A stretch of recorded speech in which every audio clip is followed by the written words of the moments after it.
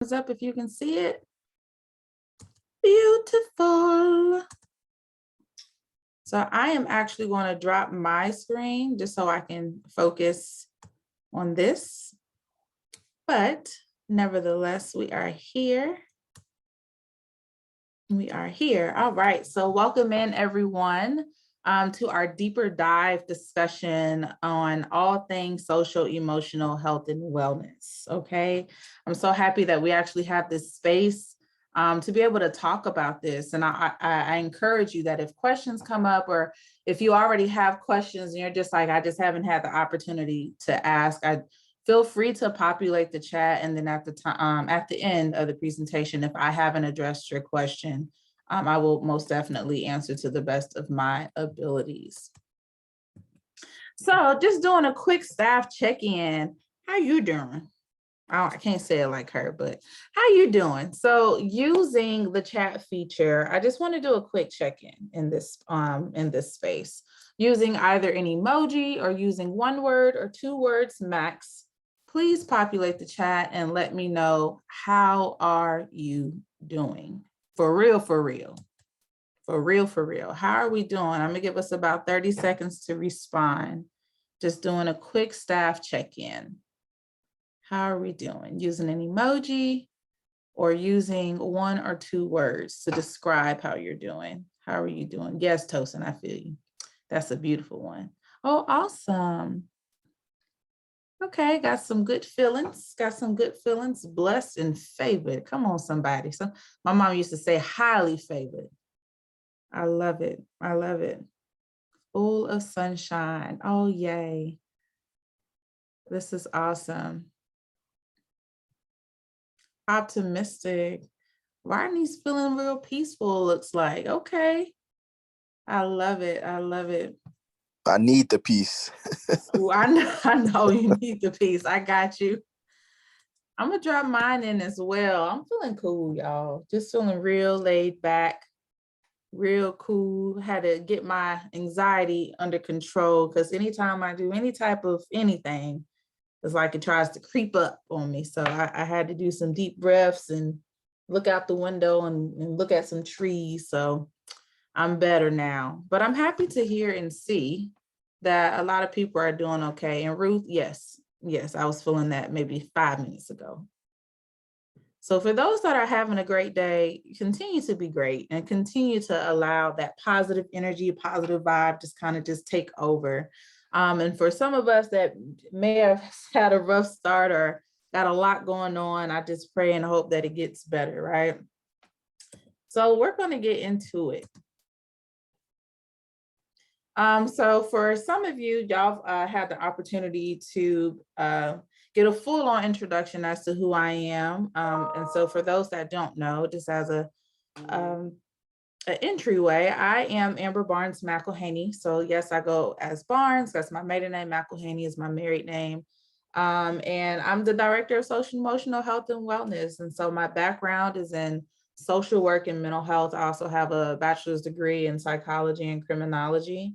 And so what brings me here and what I'm doing here is I just love, and I have a huge passion for everything mental health and behavioral health and emotional health related.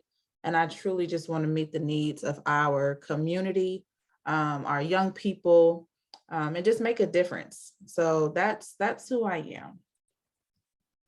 And just for the sake of the conversation today, I just also want to remind everybody, for definition's sake, the differences of social emotional learning and social emotional development, or SEL versus SED. So social emotional learning is the methodology that requires teaching skills that help youth and adults better comprehend their emotions, feel those emotions, and demonstrate empathy for others, and form and maintain relationships. So everything that was listed there, those are the actual skills that we are looking for our young people, and even us, some of us anyway, to actually help us develop, okay? And so social emotional development involves actually applying these SEL skills, and it's a gradual process that happens throughout the lifespan. So it starts in infancy and it carries us all the way through early adulthood. So SELs is the actual knowledge of the skills, and SED is more focused on applying those skills throughout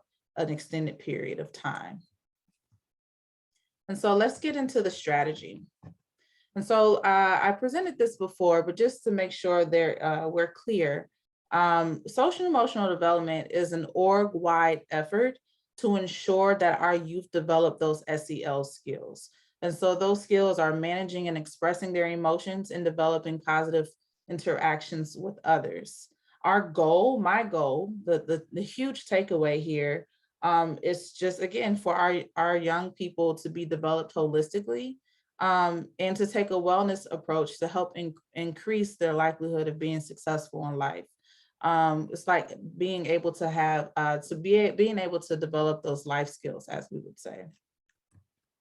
And so there are 4 focus areas for my strategy: build staff capacity, build organizational or club capacity, and build youth capacity, and then lastly, build strategic partnerships. And so we're going to take a deeper dive into what each one of these are. And so when it comes to building staff capacity, one of the things that I'm currently working on that's not complete yet is an actual SEL guide. And so this will be an actual tool that all staff will have access to. And what it is a comprehensive guide that details like intro trainings. So like just understanding like the foundation of what is SED, what is mental health, what is behavioral health, training such as those, understanding what are some best social emotional learning practices for staff and youth, and then also addressing what is the behavioral management process. And then what are the expectations for when we actually do roll out Zendens, or cool down corners is what we used to call them. What are the expectations on how to regulate those areas? And so as a part of the behavioral management process, there would also need to be some policy behind it, right? Because when we start to do suspensions and expelling people, there has to be policy behind it. So understanding what that looks like. Another part of building staff capacity is going through a series of trauma trainings. And so all of these trainings are focused on the fundamental of understanding trauma. It's just more so just bringing awareness and educating everyone about what are the best practices that we can start to incorporate to help support our youth that may have been exposed to those traumas.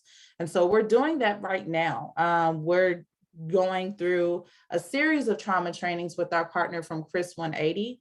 And what they're doing is offering us monthly trauma trainings, and each training addresses a different topic in trauma. So the one we did most recently was discussing what are the triggers or the trauma reminders that some of our young people may experience. So how can we show up in our clubhouses and in our spaces to support them when they have those trauma reminders and experiences.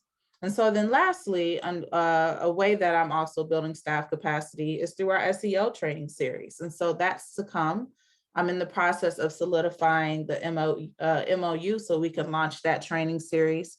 And this series is going to be more, it's still a staff capacity building training, but this training is going to really support the social emotional development of the adults, so of y'all. So that's making sure that y'all understand and have and exercise y'all's social emotional learning skills, right? As I mentioned before, SEL is a skill set that is learned throughout a period of time, starting in infancy. And it is a case sometimes that we don't, when I say we, I mean adults, do not receive the proper skill development in those areas. So what happens when we come into our adulthood, we don't have those skills. So we're finding ourselves having to develop those skills. And so really wanting to take some time out, because y'all are the gatekeepers of all of this. And so if y'all don't have the skill set, how can we teach the young people, right?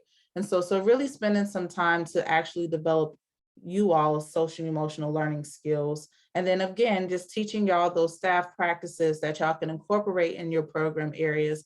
And that will help then create positive club cultures. And so below that are just a number of different trainings that will be offered when we set out to do those SEO trainings. So QPR is suicide prevention training. And then we will also have the opportunity to become certified in youth mental health first aid.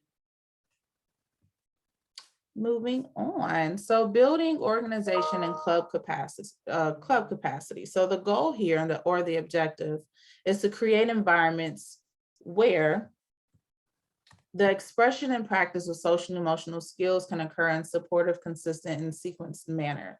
And so a way that we're going to go about doing this is I will eventually, very soon actually, establish a wellness committee or a crisis team intervention committee.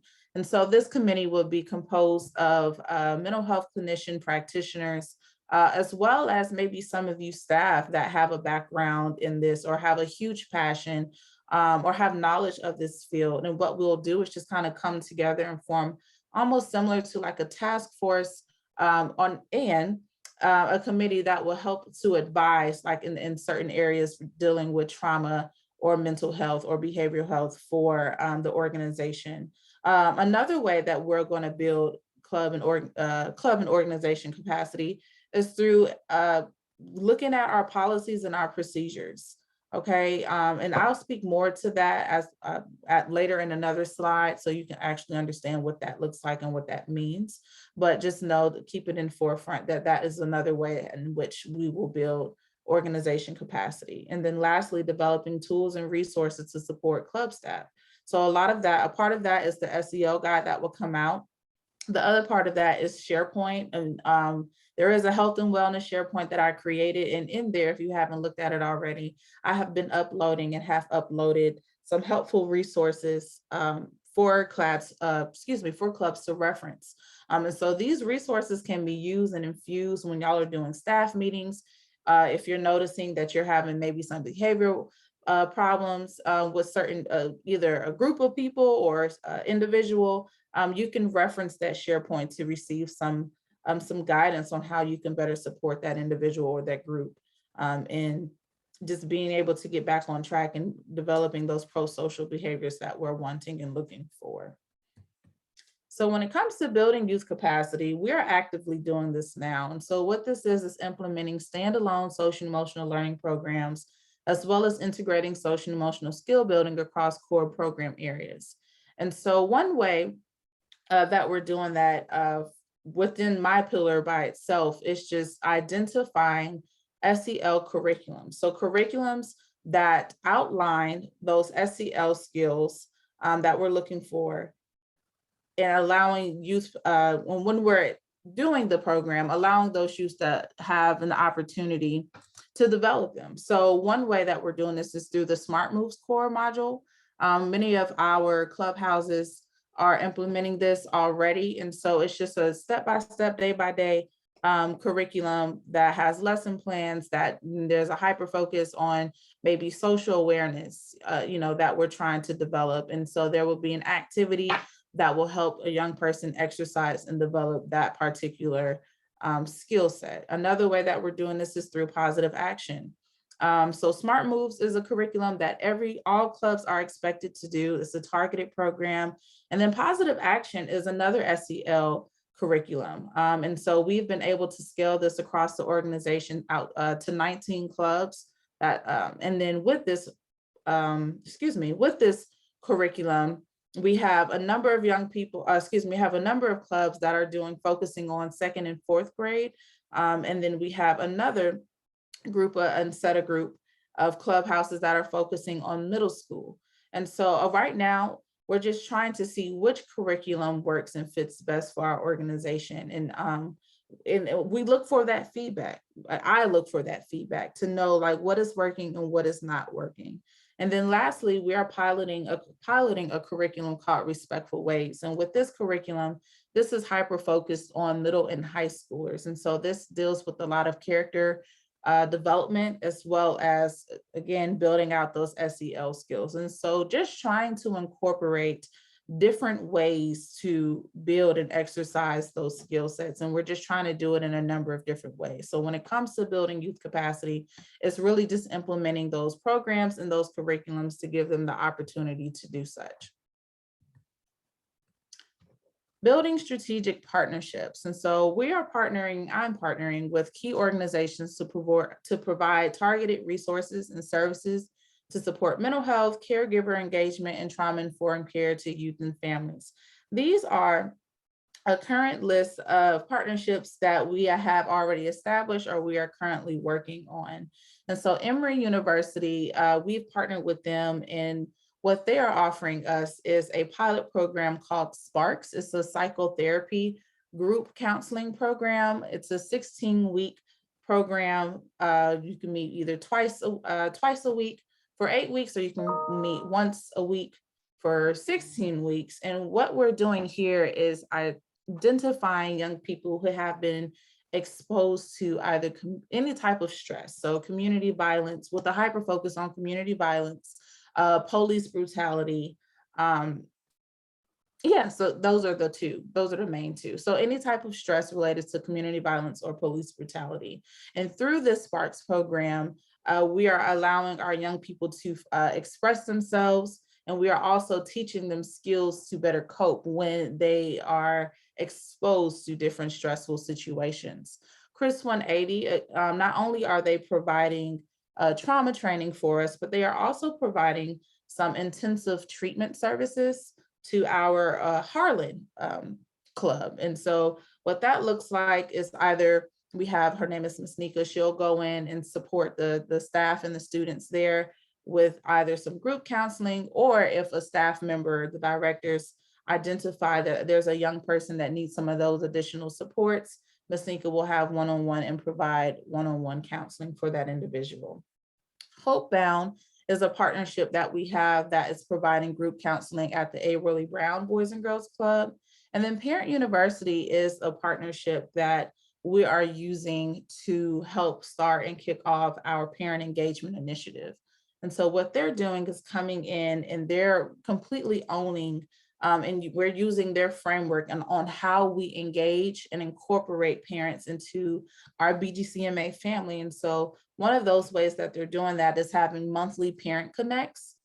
So just monthly virtual opportunities for parents to connect with them and maybe some of the staff members if they're available, just to kind of start building community amongst the two. And then what will then happen is during those spaces, we will solicit feedback from them and asking like, what are some of the areas that they want support in, or what are some things that they might be interested in, and soliciting some of that feedback. We will then create what's called a Parent University experience.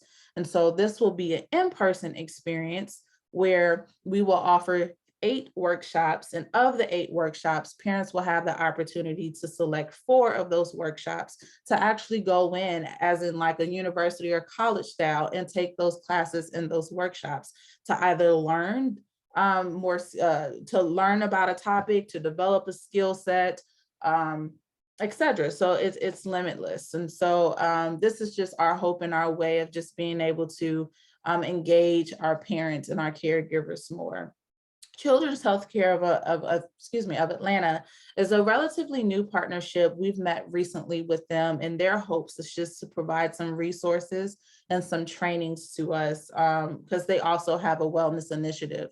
And so we're working very closely now to just kind of figure out how we can best utilize their services to impact the work that we're doing. And then lastly, it is my hope and my goal to be able to solicit some interns, master level clinicians from either Clark Atlanta University. I know we currently have one from Arizona State, I believe, who will be helping us lead out these initiatives. So everything that we mentioned, I know we have a student right now that's an intern with us, and she's going to be helping us with the parent engagement piece. And so my hope is that we can have some more interns that will help support us with like the wellness committee as being those practitioners or the experts in that area, or to even just provide some additional supports or develop some tools that our clubhouses can use. And so that's the strategy. So when we get into the framework, we're going to talk about what's the structure. So how are we doing this? Everything that we just talked about, what we're doing, we address what we're doing. Now we're going to talk about how are we going to do this? And so I'm using 2 frameworks, okay? So CASEL, which stands for the Collaborative for Academic, Social, and Emotional Learning, is an evidence-based approach that cultivates skills and environments that advances a young person's development and learning. So CASEL uses 5 key core competencies, which are the actual skill sets that we're looking to develop in our young people, which are self-awareness, self-management, social awareness, relationship skills, and responsible decision-making to develop youth at various stages. And so below you'll see a diagram, excuse me, an image of what that looks like. So in the middle, we have this is what SEL is. On the outer picture, those are the actual skill sets that we're trying to implement. And then that first ring that you have is the classroom, which is, or our program areas you can put there in terms of BGCMA language, which is our program areas. And so that's us implementing programs and instruction and routines that incorporate opportunities for us to build those skill sets. And then on the outer layer of the program, we have schools for listed, but for us, that would be the actual club site. And so again, that's going into what are the club-wide practices and policies that are helping everybody to develop those skill sets.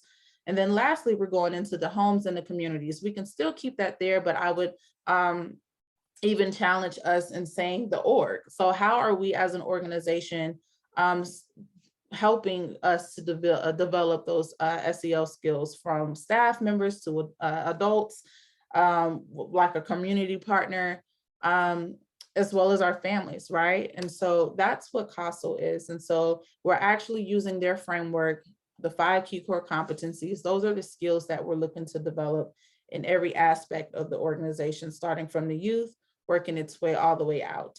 And so then the MTSS, which stands for the multi-tiered systems of support. Some of us may have seen this before, because this is also the framework that Ms. Ruth is doing in the expanded learning space.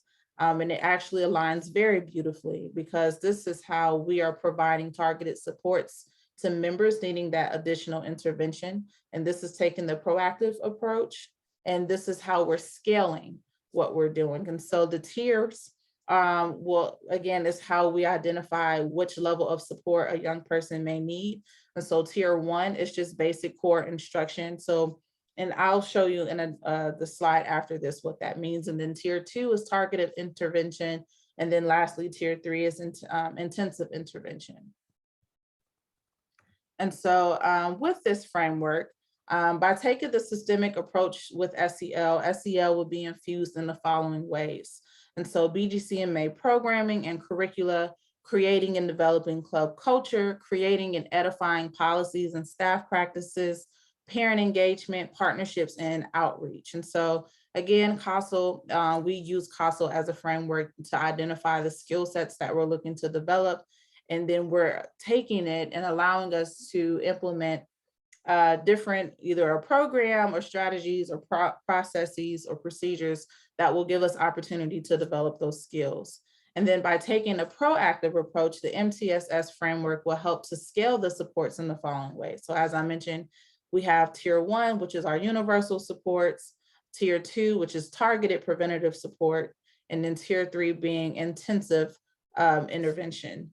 Okay, and so this is what it looks like now. This is what we're currently doing now. So SEL and MTSS in action.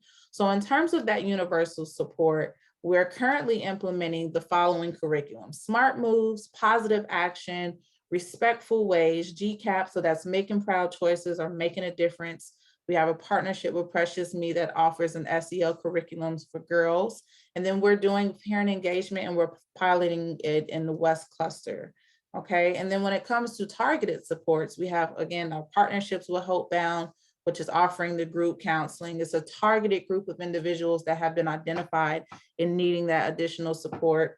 Emory with the Sparks, they're also offering the group counseling. Again, that's a targeted group of individuals that are needing some additional support. Cobb County Community Service Board at our Grant Club, again, that's a targeted group of individuals that are needing that additional support, and they are also offering some individual support, so they can kind of go between intensive intervention as well as targeted support.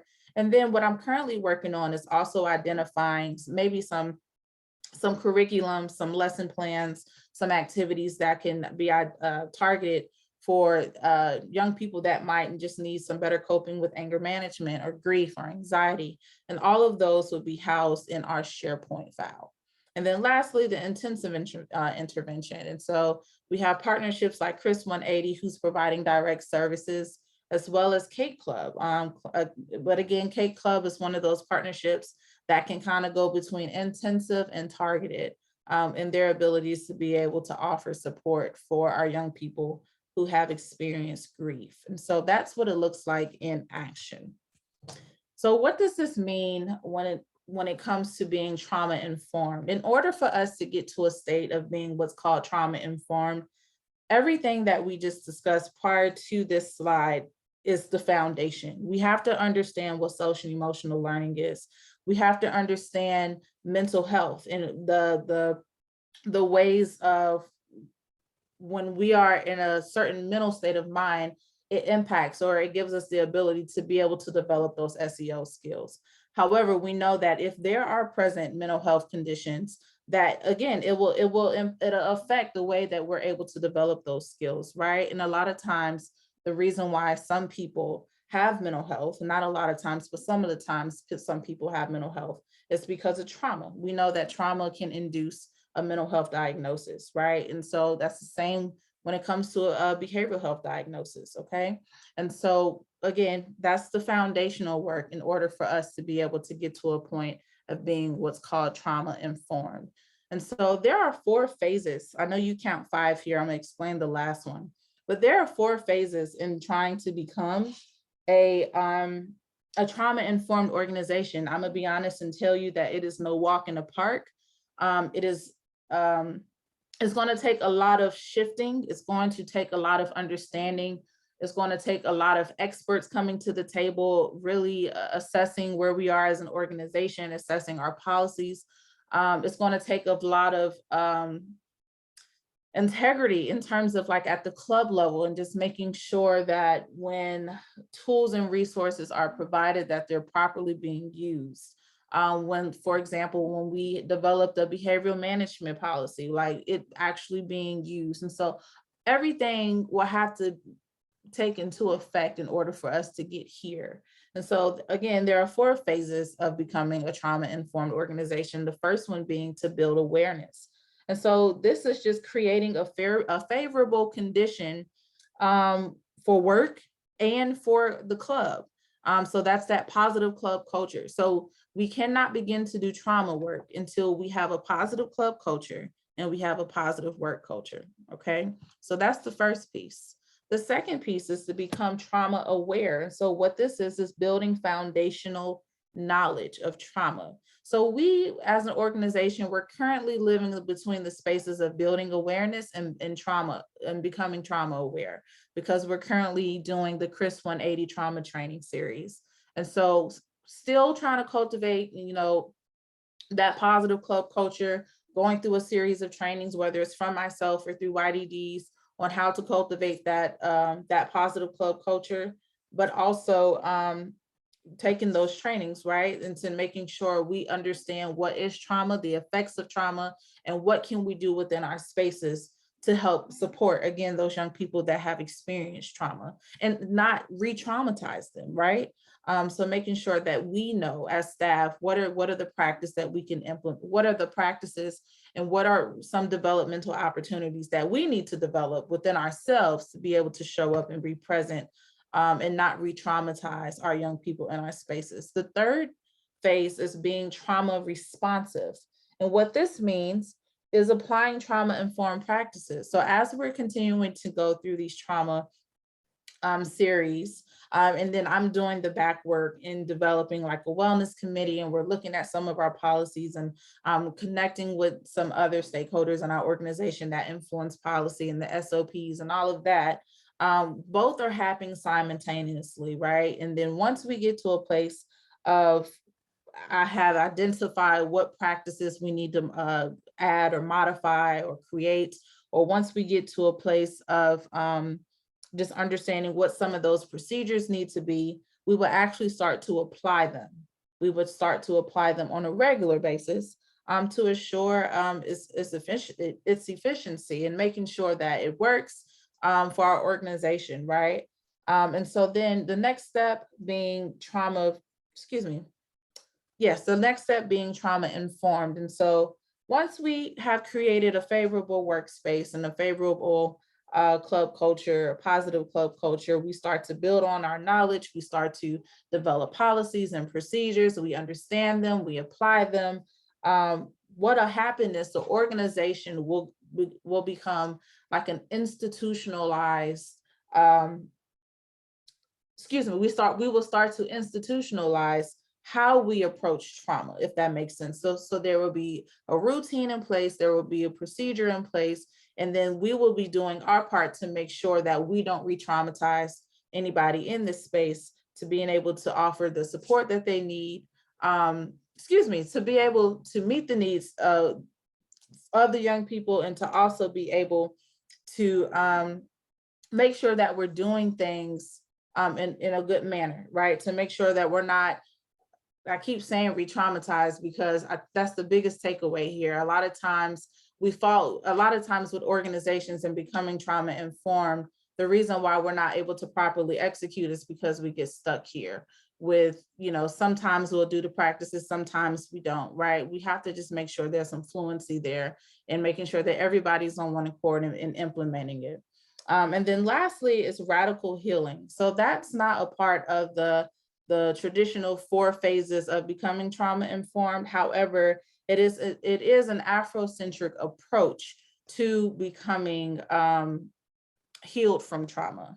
And so what this is when we have arrived and everything is functioning and moving according to plan, when we have become what's considered trauma informed, we will reach a state of what's called radical healing. And so what this means is that because we will have all the supports in place, because every staff will be trained up and acknowledge and know and understand what trauma is, because we will have the resources, because we will have the partnerships, everything is moving and grooving in at the same time, in the same place, in the same space. What will happen naturally is that our young people will almost start to fix themselves. It sounds weird, but this is a research-based, evidence-based term, radical healing. Because all of these things, we have created such an emotionally safe culture for our young people. They will start to begin to heal themselves. They'll start to recognize, oh man, this is not okay, or oh man, I'm feeling this type of way, or oh man, etc. Because we have these programs in place, because we have staff members in the organization that have been trained up and understand what is mental health, what is social emotional health and wellness, what is for youth mental health first aid. So because they understand all of these things and they're already creating a culture on supporting that for young people, they will begin to start to do the work themselves. Whereas at some point, we will just become a resource to them and being able to help them identify that. And if I can even add here, I know we have a lot of partners that are clinicians and that work as counselors, etc. I'm pretty sure everybody is aware that since COVID's happened, the number has skyrocketed for the number of youth that need support right now in terms of mentally and emotionally. Burnout is real. It doesn't just happen to us. I think it's happening across the scope of just mental health, education, etc. And what will happen is if we continue to have this model of, okay, there's a sick person, we take them to the hospital just for them to give us some pills, and then they go back home and then they run out of pills, so they get sick again, and so they go back to the hospital. Instead of us taking a preventative approach on what can we do to help you to not get sick in the first place. And so this is what my approach is all about. I want to just be able to give skills, develop skills, help with resources, help really just keen in on what are the needs of the people that we serve most. And when I say people, I mean youth and families included. And just being able to provide them with what they need. So that way, and not halfway doing it, right? I really just want them to get to a place of just being able to sustain themselves, right? Not having to rely on anybody to develop that, right? So we originally we give it to them, but then after a while we can kind of back away because they're self-sufficient and they can do it themselves. And so that's the goal of becoming trauma informed. And that's how it kind of all goes in together. And so our hope and our goal is by doing this, laying the foundation of SEL, understanding mental and behavioral health, exercising those skills, building out those skills, bringing in partnerships to help us, creating those cultures and those environments within our clubs. This is what will happen. Research tells us this is what will happen. There will be an increase in academic performance. There will be improvement in pro-social behaviors.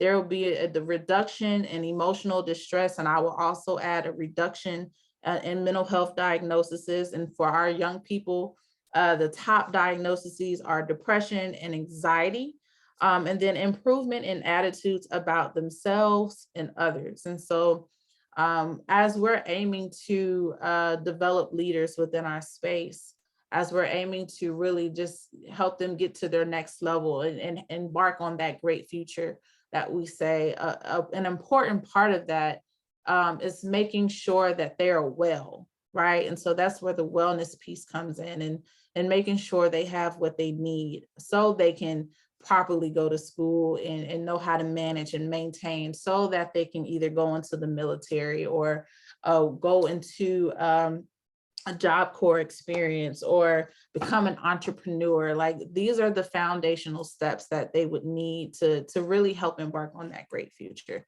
And so I know I said a lot. And just a reminder with this, additional supports, I do also support with the LGBTQ initiative. And that's just providing trainings and resources to support the staff members that serve young people within that space. I also support in disability and inclusion. And so understanding that our doors are open for all. I have had a consultation with the behavioral specialist that specializes with children with autism. And I know that we have a number of clubs that have young people that have autistic children in there, and just wanting to be able to serve all children, right? That comes into our doors. And so if you are an exec that's on here and you do have a population, or even if it's just one, please reach out to me, because I would definitely love to support you on how to include them in your everyday programming. And then of course, I've already mentioned, I also support in the family engagement piece. And so I know I said a lot. I'm actually going to drop my screen now. For those that may have any questions, I'm here to answer them. And I'm also here for your feedback. If there's an area that you feel that I may have missed, anything, I'm open to all of that. Again, my goal is to truly just meet the need of our young people. And I don't see all the children, y'all do, or some of y'all do rather. And so I just want to make sure that the needs are being met. And so thank you. That will conclude my presentation.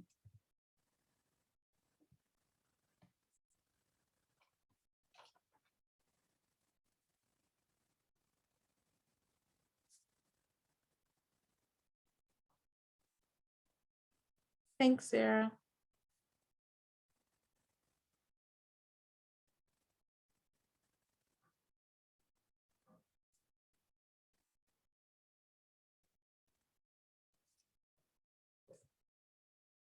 Are there any questions for me? Any points of clarity? Thank you, Tosin. I am here for you.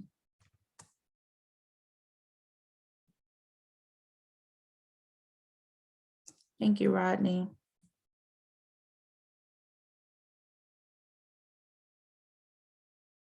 Got you, Miss Nikisha. Thank you.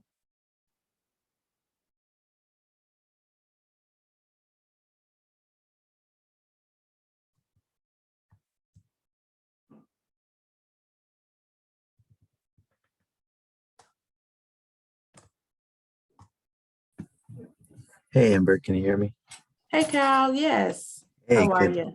I'm great. How are you doing? I'm good. Thank you. Good afternoon. Just wanted to say thank you for this wealth of information. I know I had my video off for a little bit. I was juggling a couple things here, No but worries. just thank you. And of course, I'll be circulating back a little bit. Thank you for recording it too, because it's going to be super helpful for us as we just kind of look to continue to talk with some of our corporate partners, just about ways for them to invest in the program that we're doing, especially Mhm. from this social emotional perspective. So just thank you for breaking it down and making it kind of plain for me to understand.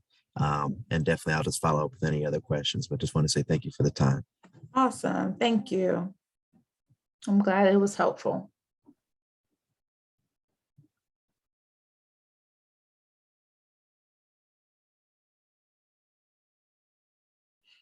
Well, I don't want y'all to feel like we have to stare at one another. So you're more than welcome to leave. I will stay on for if there are any questions or if there's any feedback or comments. Like I said, I'm open to it all. I'm open to it all. But thank you all so much for just carving out time to start this and have this conversation with me. I hope it was helpful and easy to digest. And as always, please reach out for any support. Thank you all.